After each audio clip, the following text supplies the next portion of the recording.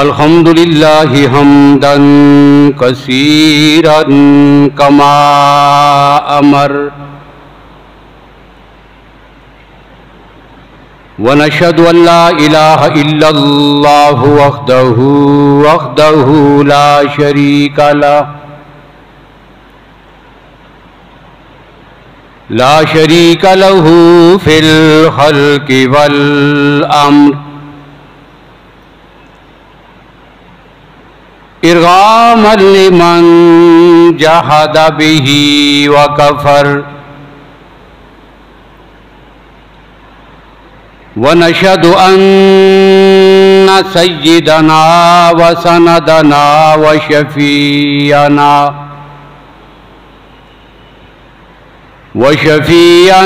محمدا عبده ورسوله اما بعد فاعوذ باللہ من الشیطان الرجیم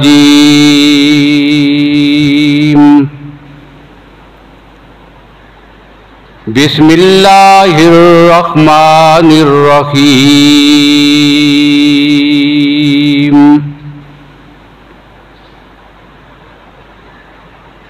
ان اول بیت وضع للناس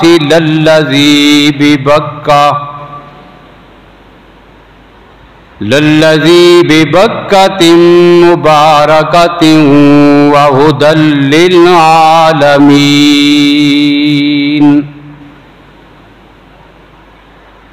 فیہ آیات بینات مقام ابراہیم ومن دخلہ کان آمنا وَلِلَّهِ عَلَى النَّاسِ حِجُّ الْبَيْتِ مَنِ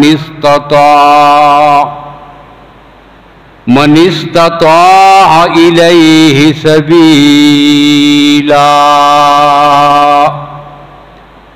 صدق اللہ مولانا العظیم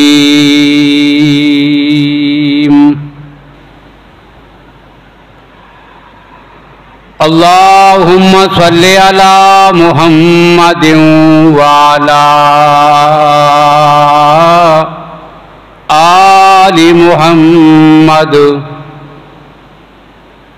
بعدد من قعد وقام وصلی علی محمد وعلی آل محمد بعدد من صلی وصام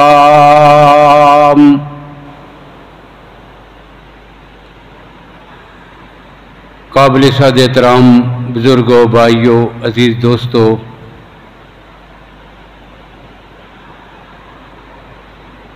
آج کے بارے میں دو جمعوں میں ابتدائی گفتگو آپ سماعت فرما چکے ہیں۔ آج کے جمعہ میں اس کی مناسبت سے دو باتیں ذکر کرنی ہیں۔ ایک ان چند مقامات کا ذکر کرنا ہے کہ جو مکہ مکرمہ میں اور کعبۃ اللہ کے گرد و نواح میں ہیں، اور دوسری بات یہ ہے حج کی ان چند عبادات کا ذکر کرنا ہے، ان مناسک اور افعال کا کہ جو سابقہ شخصیات میں سے کچھ شخصیات کے ساتھ جڑی ہوئی ہیں، ان کی یادیں ہیں، ان کے طریقے ہیں، ان کی سنت ہے۔ یہ دو چیزیں آج آپ کے سامنے ذکر کروں گا۔ اللہ رب العالمین نے جہاں پر کعبۃ اللہ کی عظمت کا ذکر کیا، ان اول بیت وضع للناس للذی ببکہ مبارکۃ، کہ یہ اللہ کا گھر بڑی برکت والا ہے، ساری کائنات کے لیے ہدایت کا سرچشمہ ہے۔ اور ساتھ ہی اللہ نے ایک بات یہ بھی کہی کہ اس جگہ پر، اس شہر میں آیاتم بیناتن، اللہ کی قدرت کی بڑی واضح نشانیاں موجود ہیں۔ یہ گھر بھی عظمت والا ہے، یہ شہر بھی عظمت والا ہے، اور یہاں کی کچھ جگہوں کو، کچھ اشیاء کو، کچھ چیزوں کو اللہ نے اپنی قدرت کی نشانی کے طور پر بڑا عظمت والا اور بابرکت بنایا ہے۔ پھر ان میں سے ایک چیز کا نام لے کر قرآن پاک نے ذکر کیا، مقام ابراہیم۔ تو یہ مقام ابراہیم کیا ہے؟ ایک بات تو بڑی واضح ہے اور سب میں مشہور ہے کہ وہ پتھر کہ جس پہ کھڑے ہو کر حضرت ابراہیم علیہ السلام نے کعبۃ اللہ کو تعمیر کیا تھا، اس پتھر پر آپ کے مبارک قدموں کے نشان بھی موجود ہیں۔ اس پتھر کو مقام ابراہیم کہتے ہیں، جو آج بھی کعبۃ اللہ کے بالکل سامنے جالیوں کے اندر اسے بند کر دیا گیا ہے، اور حجاج کرام وہاں جا کر اس کے سامنے کھڑے ہو کے نوافل ادا کرتے ہیں۔ یہ نفل وہاں پہ ادا کرنا یہ سنت ہے۔ تو اس پتھر کو مقام ابراہیم کہتے ہیں۔ لیکن مفسرین کا ایک قول یہ بھی ہے کہ یہ مقام ابراہیم صرف اس پتھر کا نام نہیں، بلکہ پورا جو کعبۃ اللہ ہے، وہ پوری مسجد حرام ہے، وہ سب کی سب مقام ابراہیم ہے۔ اور یہاں پر مقام سے مراد صرف ابراہیم علیہ السلام کے کھڑے ہونے کی جگہ نہیں کہ جس پتھر پہ کھڑے ہوئے، نہیں، بلکہ یہاں پر مقام سے مراد مستقر اور ٹھکانہ ہے۔ تو پورا حرم، کعبہ شریف اور مکہ مکرمہ یہ مسکن اور مستقر تھا، ٹھکانہ تھا حضرت ابراہیم علیہ السلام کا، لہذا اس ساری جگہ کو مقام ابراہیم کہتے ہیں۔ ہاں، حجر وہ پتھر جو ہے مقام ابراہیم والا، وہ پتھر بھی اس میں شامل ہے،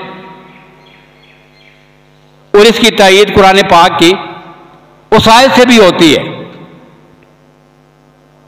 کہ جہاں پر مقام ابراہیم پر اس کے لیے دعا کی تھی، اور دعا کے بعد وہ الفاظ موجود ہیں وَاتَّخِذُوا مِن مَّقَامِ إِبْرَاهِيمَ مُصَلَّى، کہ مقام ابراہیم کو آپ جائے نماز بنائیں، یہ نماز کی جگہ ہے۔ تو نماز کی جگہ پورا کعبۃ اللہ ہے، پوری مسجد حرام جہاں پہ لوگ آ کے نمازیں ادا کرتے ہیں۔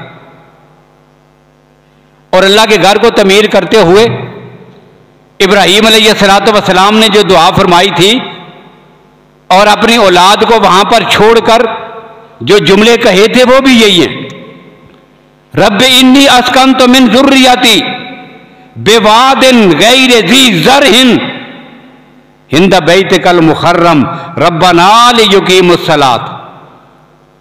تو اقامت صلاۃ صرف ایک پتھر کے ساتھ مخصوص نہیں، پورے کعبۃ اللہ میں نمازیں ادا ہوتی ہیں۔ تو مفسرین نے لکھا پورا مقام ابراہیم ہے۔ اب یہ اگر صرف ایک پتھر بھی مراد ہو تو یہ وہ پتھر ہے جو اللہ نے جنت سے زمین پہ نازل کیا ہے۔ حجر اسود بھی جنت سے آیا اور مقام ابراہیم بھی، دونوں پتھر۔ اب ان دونوں کی ایک مشترکہ خصوصیات یہ ہے کہ جب وہ دور تھا کہ کعبۃ اللہ میں 360 بت رکھے ہوئے تھے، پتھر کے بنے ہوئے، لکڑ کے بنے ہوئے، انہوں نے پتھروں کو تراش تراش کر مورتیاں بنا کے رکھی ہوئی تھی، ان سے مانگتے تھے، ان کی عبادت ہوتی تھی، لات منات عزا ابل، یہ بت تھے ان کے رکھے ہوئے۔ ایسے وقت میں بھی اور مشرک کا بھی نظریہ تھا کہ حجر اسود بھی اور مقام ابراہیم بھی یہ کوئی عام پتھر نہیں ہے، یہ بڑی عظمت والے ہیں، قدر وہ بھی کرتے تھے۔ لیکن رب العالمین کی شان دیکھیے کہ شرک کے اس دور میں بھی اللہ نے ان دونوں پتھروں کو پوجا سے محفوظ رکھا ہے۔ بھائی پتھر تراشتے ہی ہو، اس پہاڑی سے اٹھا کے لے آئے، اس جگہ سے اٹھا کے لے آئے، انہیں صاف کیا، انہیں تراشا، بت بن گئے۔ یہ جو متبرک پتھر ہے سامنے دیوار میں لگا ہوا، جیسے حجر اسود کہتے ہیں، جس سے کتنے انبیاء کی نسبت ہے، اس کی عبادت کیوں نہیں کرتے؟ یہ جو مقام ابراہیم ہے تو ملت ابراہیمی پر ہونے کے دعوے دار ہو، اس کی عبادت کیوں نہیں کرتے؟ اللہ نے اپنی قدرت سے جن پتھروں کو مشرک کے ہاتھوں سے محفوظ رکھا، یہ وہ دو پتھر ہیں، ایک مقام ابراہیم ہے، ایک کو حجر اسود کہتے ہیں۔ ایک خصوصیت ان کی یہ ہے، اور مقام ابراہیم میں ایک خصوصیت یہ بھی تھی، اب ظاہر ہے ابراہیم علیہ السلام اس پہ کھڑے ہو کے دیواریں بنا رہے ہیں، اب اس پتھر کی جتنی اونچائی ہے، اب دیواریں تو بہت اونچی ہوں گی، اب کبھی نیچے اترنا پڑتا ہے، کبھی اوپر جانا پڑتا ہے، اور دیوار کی آخری بلندی تک پھر تو اس پتھر پہ کھڑے ہو کے کام نہیں ہو سکتا، پھر تو سیڑھی ہوتی ہے، کچھ اور طریقے ہوتے ہیں، جتنا کام اوپر جاتا ہے آدمی اور اوپر قریب ہوتا جاتا ہے۔ اب اللہ نے اپنی قدرت سے اس پتھر میں یہ خصوصیت رکھی تھی کہ جیسے جیسے کام اوپر ہوتا جاتا تھا، ابراہیم علیہ السلام کو بلندی پہ جانے کی ضرورت پڑتی تھی، یہ پتھر خود بخود اوپر ہوتا جاتا تھا، اور جب زمین پہ نیچے اترنا چاہتے تھے، اب ظاہر پتھر اتنا بلند ہے بالکل آخری ردے تک، اب وہاں سے نیچے کیسے اترے؟ سیڑھی سے کیسے نیچے اترے؟ اب اترنے کا ارادہ ہوتا، پتھر خود بخود نیچے ہو جاتا۔ اللہ نے یہ خصوصیت رکھی ہے، تو یہ مقام ابراہیم ہے۔ اور دوسرا وہاں پر آیاتم بیناتم میں حجر اسود ہے، اور مفسرین نے لکھا کہ یہ پتھر حضرت آدم علیہ السلام اپنے ساتھ جنت سے لے کے آئے تھے، اللہ نے اسے جنت سے زمین پر بھیجا ہے، وہ اپنے ساتھ لے کے آئے تھے، بالکل سفید چمکدار نورانی قسم کا پتھر۔ اور نبی اکرم صلی اللہ علیہ وسلم فرماتے ہیں کہ جنت میں جو اس کی چمک تھی، اگر آج دنیا میں بھی اس کو وہی چمک مل جائے تو پوری دنیا کے لوگ جو ہیں وہاں دنیا میں کبھی رات نہ آئے، اس کی روشنی سے ساری کائنات جگمگا اٹھے۔ اب اللہ نے، اور حدیث میں ایک اور بات بھی ہے، نبی اکرم صلی اللہ علیہ وسلم فرماتے ہیں کہ جب اسے جنت سے اتارا گیا تھا یہ بالکل سفید تھا، دودھ کی طرح۔ اب یہ دودھ کی طرح کا جو لفظ ہے یہ استعارے کے طور پہ استعمال ہوتا ہے، بہت سفید تھا، بالکل صاف۔ سودت ہو خطایا بنی آدم، اب پتھر میں اللہ نے خصوصیت یہ رکھی ہوئی تھی کہ جو بھی اسے چومتا ہے، جو اسے ہاتھ لگاتا ہے، جو اسے سلام کرتا ہے، جو اسے مس کرتا ہے، یہ اس کے گناہوں کو اپنے اندر جذب کر لیتا ہے۔ تو انسانوں کے گناہوں کی وجہ سے اب یہ پتھر جو ہے اس کی چمک کم ہوتے ہوتے ہوتے اب یہ کالا پتھر ہو گیا ہے، اسے حجر اسود کہتے ہیں۔ اور حدیث میں جب کل قیامت کا دن ہوگا ایک بار پھر اللہ کی ذات اس پتھر کو وہی سابقہ روشنی اور چمک عطا کر دیں گے، ویسی پہلی شکل میں آ جائے گا، ویسا چمکتا ہوا۔ اور جہاں مفسرین نے اس کی اور خصوصیات لکھی، وہاں پر ایک بات یہ بھی لکھی، اب یہ بات کسی حدیث میں نظر سے نہیں گزری، لیکن مورخین نے اور سیرت نگاروں نے یہ بات لکھی ہے اس کے متعلق کہ یہ ایسا پتھر ہے اگر آپ اسے پانی میں ڈالیں تو پانی میں ڈوبتا نہیں۔ اب آگے کوئی بھی پتھر چھوٹا سا کنکر کیوں نہ ہو، آپ اسے جو ہے وہ دریا اور سمندر میں پھینک دیں، وہ کنکر وہ بھی پانی میں ڈوب جائے گا۔ لیکن یہ اتنا بڑا پتھر جو ہے یہ جب بھی اسے پانی میں ڈالیں گے تو یہ پانی میں ڈوبتا نہیں، اوپر تیرنے لگتا ہے۔ دوسرا یہ کہ کائنات کی کوئی بھی چیز ہو، لوہا ہے، پتھر ہے، کوئی بھی ہے، آپ اس کو جب آگ پہ گرم کریں گے تو وہ گرم ہو جاتی ہے۔ حجر اسود کو جتنا بھی آگ پہ گرم کریں یہ گرم نہیں ہوتا، یہ ٹھنڈا ہی رہتا ہے۔ یہ دوسری بات لکھی ہے۔ تیسرا، یہ اپنے چومنے والوں کے گناہوں کو مٹا دیتا ہے۔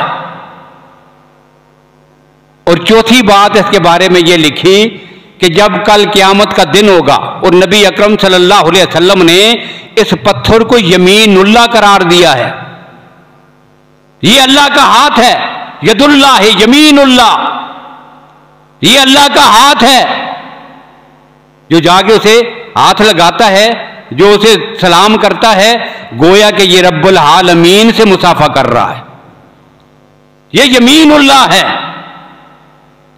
اور حدیث میں کل جب قیامت کا دن ہوگا اللہ کی ذات اس پتھر کو جبل ابو قبیس جتنی جسامت عطا کر دیں گے۔ مکہ کا جو پہاڑ تھا جبل ابو قبیس، اب یہ پتھر اس وقت اتنا چھوٹا نہیں ہوگا بلکہ اس کی قد و قامت اس پہاڑ جتنی بڑی ہو جائے گی۔ پھر اللہ کی ذات اس پتھر کو آنکھیں عطا کریں گے، اسے بولنے کے لیے زبان ملے گی، اور میدان محشر میں ان سب لوگوں کے لیے بخشش مانگے گا رب العالمین سے جنہوں نے زندگی میں اس کو جا کر وہ چھوا ہوگا یا اس کا اسلام کیا ہوگا۔ یہ وہ پتھر ہے جس کو حجر اسود کہتے ہیں۔ اللہ کے نبی صلی اللہ علیہ وسلم نے اس پتھر کو بوسہ دیا۔ کعبۃ اللہ میں ایک کونے میں نصب ہے، جو 4 کونے ہیں ان میں سے ایک کونے پر نصب، اور یہاں پر نبی اکرم صلی اللہ علیہ وسلم نے اس کو نصب کیا تھا جب آپ صلی اللہ علیہ وسلم کی عمر مبارک 35 سال تھی۔ 35 سال کی عمر میں اللہ کے نبی نے اعلان نبوت نہیں کیا تھا، اس سے پہلے آپ نے یہاں پر ایک جھگڑے کے موقع پہ اسے نصب کیا تھا۔ اور اس پتھر کی خصوصیات میں ایک یہ بھی ہے کہ رسول اللہ صلی اللہ علیہ وسلم کا معجزہ ہے، آپ کے اعلان نبوت کے بعد اللہ کے نبی جس پتھر کے پاس سے گزرتے تھے وہ پتھر آپ کو سلام کیا کرتا تھا، لیکن حجر اسود وہ پتھر ہے کہ جو میرے نبی کو اعلان نبوت سے پہلے بھی سلام کیا کرتا تھا۔ یہ آپ کی نبوت کی بہت بڑی علامت اور دلیل تھی۔ اللہ کے نبی نے اعلان نبوت نہیں فرمایا، 35 سال آپ کی عمر مبارک ہے،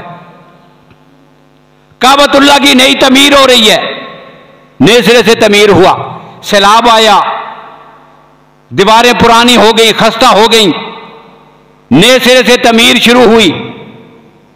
اسی موقع پر خطیم کو باہر رکھ دیا گیا، چندہ جو کام ہوا حلال کا، انہوں نے کہا کہ حرام کا پیسہ ہم اللہ کے گھر میں استعمال نہیں کرتے، وہ جگہ باہر بچ گئی۔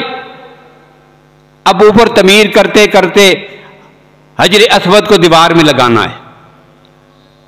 اب ان کا جھگڑا شروع ہو گیا، ہر قبیلہ اور خاندان یہ کہتا ہے کہ ہم اس کو یہاں پہ نصب کریں گے۔ یہ بڑی عظمت کی بات ہے، تاریخ میں نام لکھا جائے گا یہ عظمت کس قبیلے اور خاندان کو ملی تھی۔